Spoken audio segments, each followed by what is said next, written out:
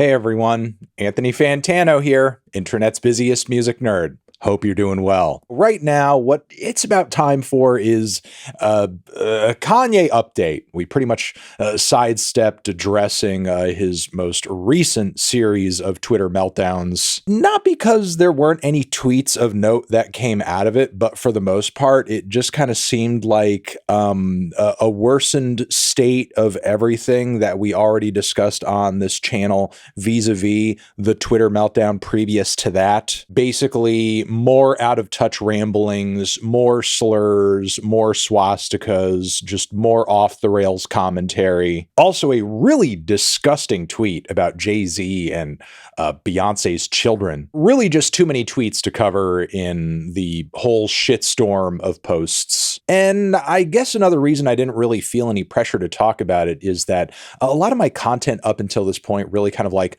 pulling apart Kanye's behaviors and statements and actions over the past year plus. I will say, as uneasy as I was to continue covering Kanye and his music, a big driver for me to continue doing that was that with a lot of what he was saying, the response that I was seeing to it was that there was a very intense and vocal group of fans and supporters that were agreeing with nearly everything that he was saying. And personally, I found that to be really concerning, especially since some of those morons may in fact cross over into, my views and my algorithm too. So I thought it kind of important to debunk and tear down a lot of the stuff that he was sort of saying and normalizing. But I don't know, with that past tweet storm, it seemed like the tides started to really turn for once, and that Ye was really starting to embarrass himself and starting to make some people really second guess whether or not they still needed to be aboard the Kanye train, which I think ultimately is a good thing. But you know what? The thing about Kanye is that the man, whether you love him or hate him, he is an innovator. And just when you think he has done and said the worst and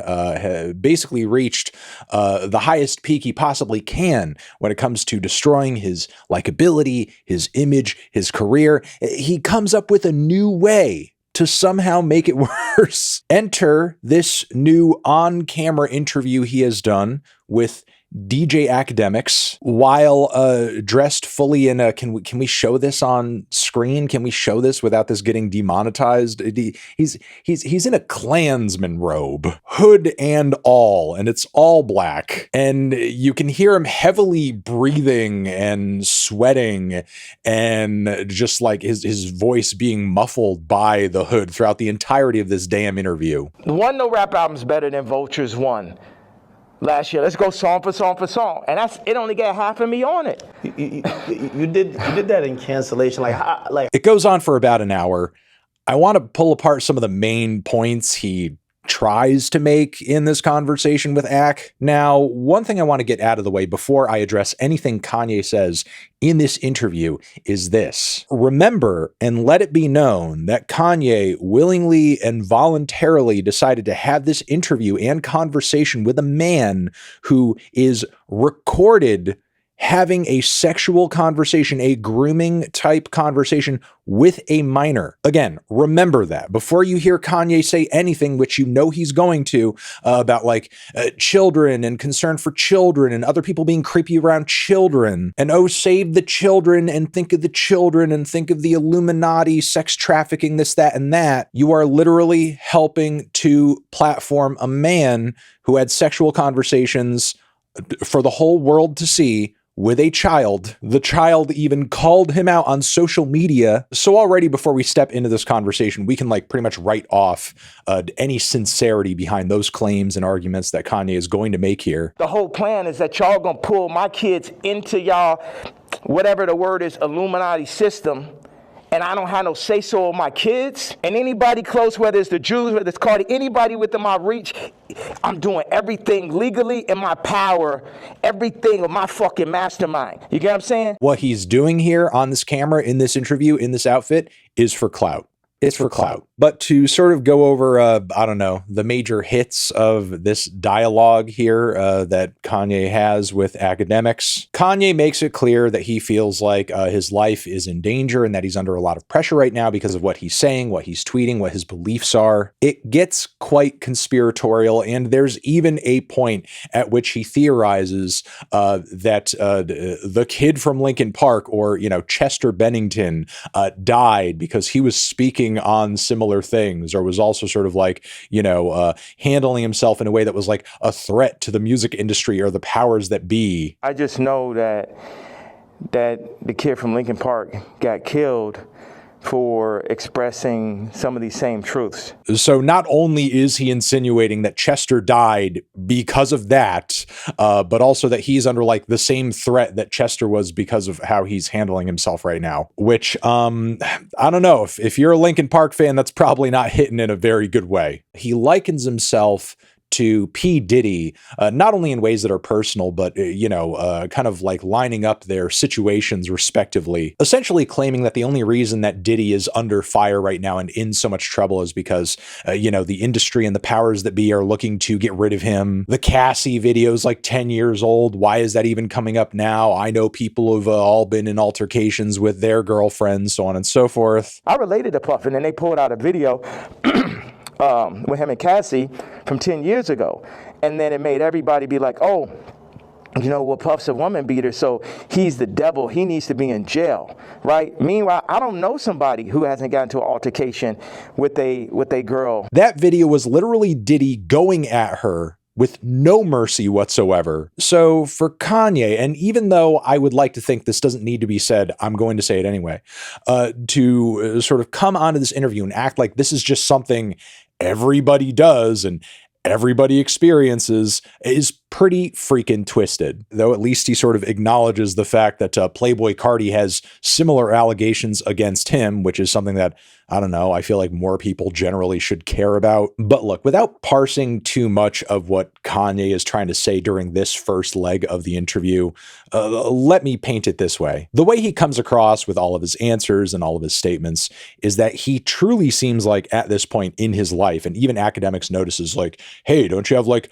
a bunch of assistants or people around everywhere, or, people who are helping you, team, this, that. Ye truly does come across right now as somebody who is just totally cut off, no contact. If anybody who has a personal relationship with him, a truly personal relationship with him, is talking with him at this point, I have no idea who it could possibly be, or what they could even be saying to him, because right now, the way he comes across in this interview is like he's a 400 subscriber webcam YouTuber who constantly makes videos about flat Earth and the Illuminati. He literally goes on about the Illuminati in the interview. Now, the thing with Kanye is that the more he talks, as crazy as he comes off sometimes, eventually does kind of get to the heart of what's actually bothering him.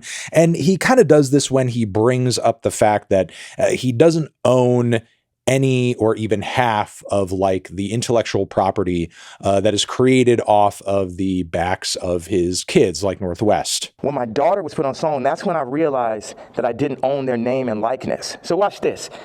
All the brands that I made, I don't get the name and likeness ownership, or at least 50-50 with my kids. So how's it joint custody? So if anything that she does in the world of music or fashion or whatever, he doesn't get any money or kickback from it. All of that presumably goes to Kim, and he seemingly is very burnt up about that. Now, if this were a very normal situation among two celebrity parents with their child, I guess I would sort of like understand this concern and gripe, as much as at my core, I find it kind of disgusting as a celebrity to find out ways to monetize your children. I find that practice in and of itself pretty inexcusable. But in this case, you're talking about it being between Kim Kardashian and a guy who repeatedly crashes out on social media, posting swastikas over and over and over, which, like, I don't know, for the health, safety, and future of that child, maybe the money made off of the IP dealing directly with her is not safe in that guy's hands. He also at one point says that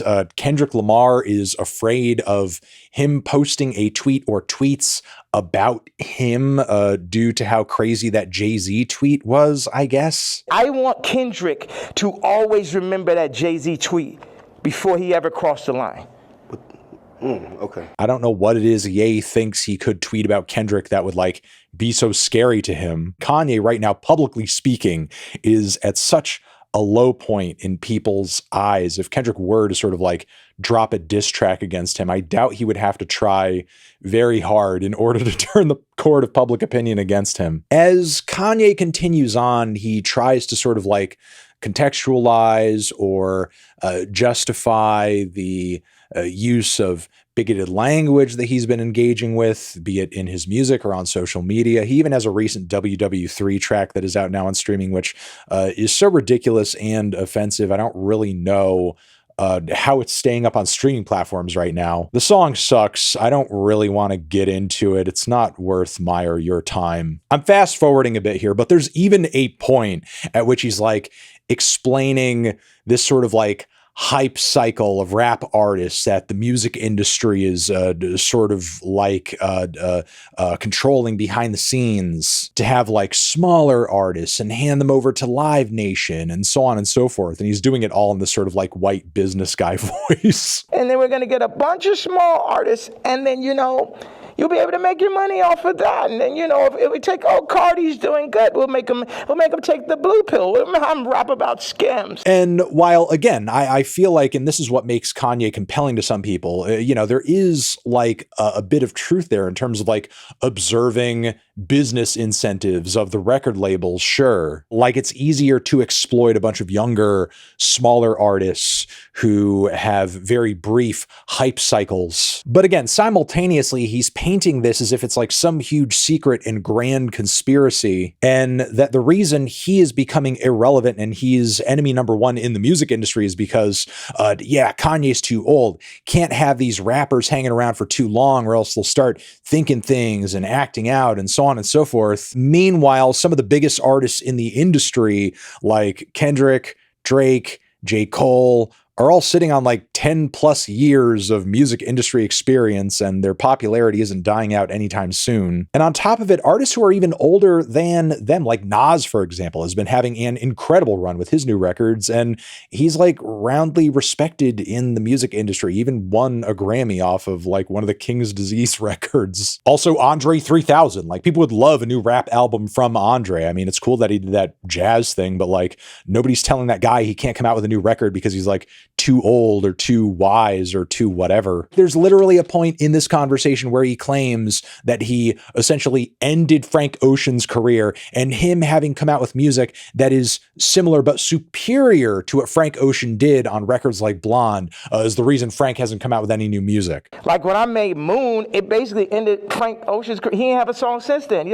Sipping some wine, like I wanna go to the moon. Any genre of music that anyone has, I make a better version of it. Yeah, Kanye just being such a supremely talented artist is the reason Frank Ocean hasn't come out with any new shit. There's another point in the interview where Kanye says something that, frankly, in my opinion, is horrible. And that's that he didn't even want to have kids with Kim, and that he ended up doing so because it was like God's plan, which like, imagine your children either now or when they're older having to hear their dad say that. I mean, at least he's acting like a psychopath and wearing a Klansman outfit. So, you can't exactly say he's in his right state of mind while saying this, but still, nobody wants to hear that or think that. Plus, I mean, I just hate the way that God and Christianity are sort of incorporated into this convo by Kanye. Does it look like what this man is doing is God's plan? Does it look like God planned this? Is this what it looks like when Jesus has taken the wheel? There's another super standout moment in the interview where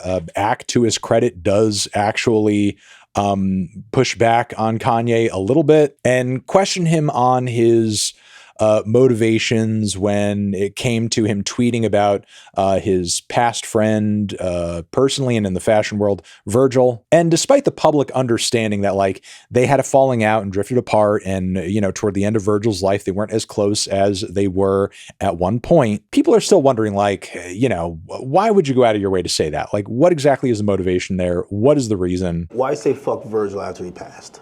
I think a lot of people feel like, he's not here to defend himself. Feels like you still have a little bit of animosity there. I'm evil.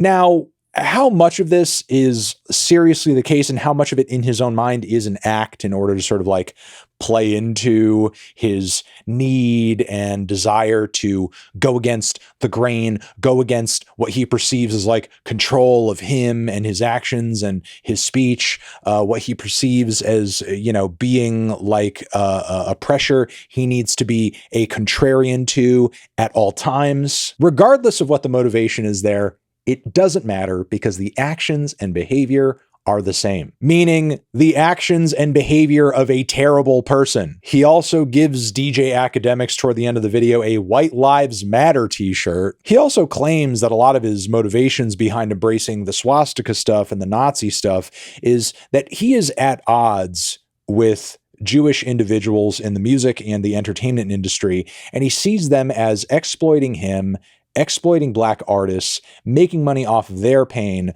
So in response to that, he wants to wear and show around their pain through this hateful symbolism. Pause, because I do want to make one thing clear. Kanye's embrace of Nazism and right-wing talking points does go beyond just like mere trolling or going against the grain. Like on numerous occasions, he has platformed and cavorted with numerous right-wing or even, Nazi alt-right figures. And there's multiple instances of evidence where he's like clearly doing the research in terms of like going down the rabbit hole of Jewish conspiracy and beyond. So again, as much as we know Kanye to be a contrarian, as much as he tries to justify his rhetoric and his actions with, this just being like a statement on his exploitation and so on and so forth, like clearly on some level, he is feeding into and adhering to some of the worst elements of the most fascist sectors of right-wing thought. Yeah, this interview is demented, capital D demented. I'm not really sure if there's anything else that I can or I need to say in regards to this conversation, honestly. Let me know in the comments what you guys think about any of this. I'm sure you will. Over here next to my head is another video you can check out. Hit that up or the link to subscribe to the channel. Anthony Fantano, forever.